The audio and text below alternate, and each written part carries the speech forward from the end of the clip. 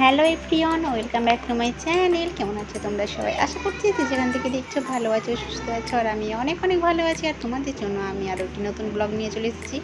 I hope যে তোমাদেরকে আমার এই ভিডিওটি খুব ভালো লাগে, তাই শেষ পর্যন্ত কন্টিনিউ করতে থাকো। তো এই দেখো আমাদের রান্নাঘরের কী অবস্থা হয়েছে, বৃষ্টি পড়েছে। আর ধর টালিটা তো ভেঙে দিয়েছে হনুমানে, তো সেই জন্যেই রান্নাঘরটা একদম জলে পরিপূর্ণ হয়ে গেছিলো, তো এখনও নোংরা হয়ে আছে। তো তবুও সেই জন্যে এই দিকে রান্না করছি, এক বারান্দার দিকে।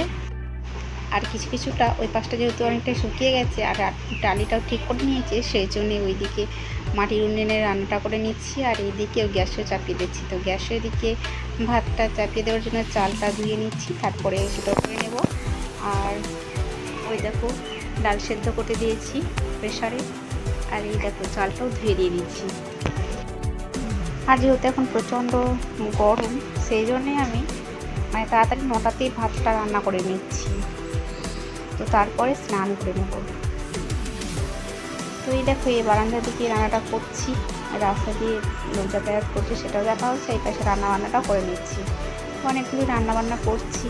এইদিকেই দেখো গাছ থেকে আমার শ্বশুরমশাই আমটা পেরে নিয়ে এলো আমের চাটনি করার জন্য, আর এইকে দেখো গাছ থেকে ওই সজনে ডাঁটা পেরেছিল, সেটাও ভাজা করে নেব।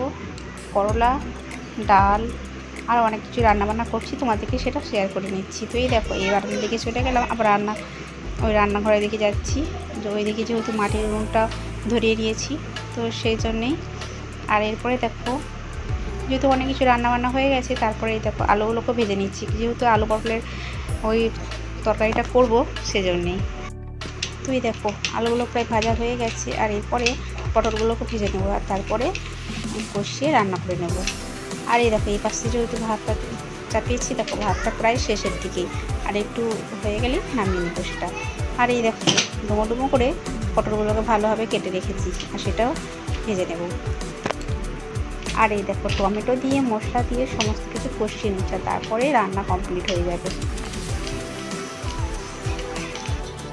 তো মাঝে একদিন ওই বৃষ্টিটা পড়েছিল, বেশ ভালোই লাগছিল। তারপরে এই দেখো প্রচণ্ড গরম, যেই বৃষ্টি হচ্ছে সেই ভালো লাগছে, আর বৃষ্টি যেই শেষ হয়ে গেছে তেমনই গরমটা ভালোই লাগছে আর কি।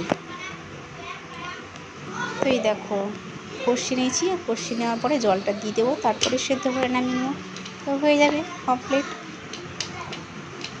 আর 11টার মধ্যেই সব রান্নাবান্না কমপ্লিট হয়ে যায়, তারপরে স্নান করে খুব টেনশনে থাকে না।